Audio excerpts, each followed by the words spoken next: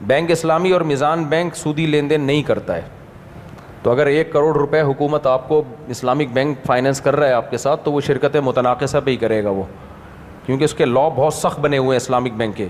اب تک پاکستان میں اسلامک بینکنگ کے لاز بہت سخت ہیں, لیکن ایک گڑبڑ ہونے جا رہی ہے.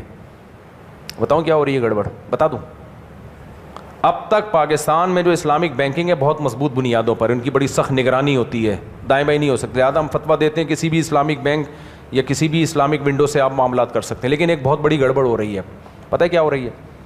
اب تک اسلامک بینکوں میں اصول یہ تھا کہ شرعی ایڈوائزر جو ہے وہ ایکسپرٹ ہونا ضروری ہے. اس میں دیوبندی, بریلوی, شیعہ وغیرہ کی شرط نہیں تھی, ایکسپرٹ ہو.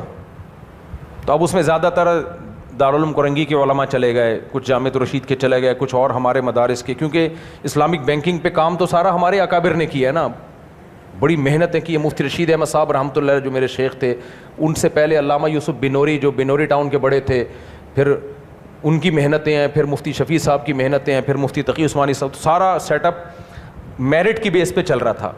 اب لا یہ بنا دیا ہے اسٹیٹ بینک نے کہ اس میں تمام مسلک کے لوگ آئیں گے اور ان کی تعداد کو پورا کرنا ضروری ہے. اتنے % دیوبندی ہوں گے, اتنے % بریلوی ہوں گے, اتنے % شیعہ ہوں گے, اتنے % اہل حدیث ہوں گے, تاکہ سب کو اس پہ اعتماد آئے, ہر مسلک کے لوگ ہوں. اب اس کا نقصان یہ ہوگا کہ قابلیت کے بجائے دیوبندیت, بریلویت اور شیعیت اور اہل حدیثیت اس کو رکھا جائے گا, جو کسی ادارے میں نہیں ہوتا. آپ اپنی کمپنی میں شرعی ایڈوائزر رکھنے کے لیے یہ دیکھتے ہو, آپ اپنی کمپنی میں کسی کو مینیجر رکھتے ہو تو کبھی یہ دیکھا کہ دیوبندی ہے یا بریلوی؟ کبھی دیکھا؟ اب بول دو بھاڑ میں جائے, تو بریلوی ہو, تو بھاڑ میں جائے, تو دیوبندی ہو, میرا کیا لینا دینا, تو اس کام کا ماہر ہے یا نہیں ہے؟ کیا خیال ہے؟ آپ پکوان کی دکان پہ جاتے ہو بریانی بنانے کے لیے, کبھی دیکھا کہ یہ بریلوی ہے یا دیوبندی ہے؟ بھائی یہ اچھی بریانی بناتا ہے, بریلوی ہے چلے گا, دیوبندی ہے چلے گا.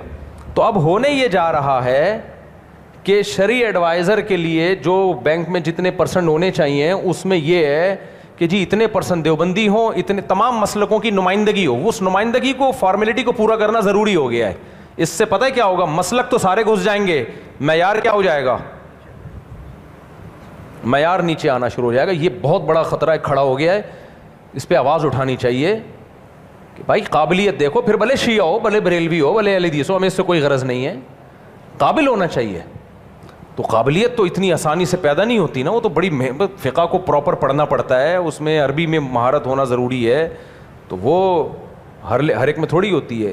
بہرحال اگر ہے کسی میں, چاہے پھر وہ بھلے شیعہ ہو, سنی ہو, ہمیں کوئی اعتراض نہیں ہے اس سے, لیکن یہ کہ فارمیلٹی پوری کرنا کہ جی اتنے % ادھر سے دیوبندیوں کو لیا جائے گا, اتنے % فلانے کو, تو پھر تو گیا پروگرام, کیا ہو گیا.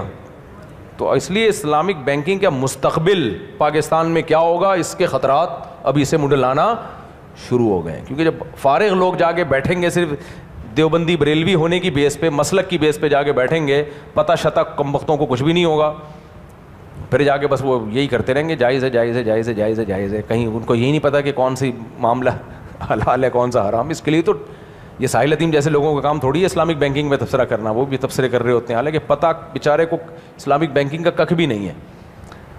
تو اور مذاق اڑا رہے ہیں جناب مفتی تقی عثمانی صاحب کا.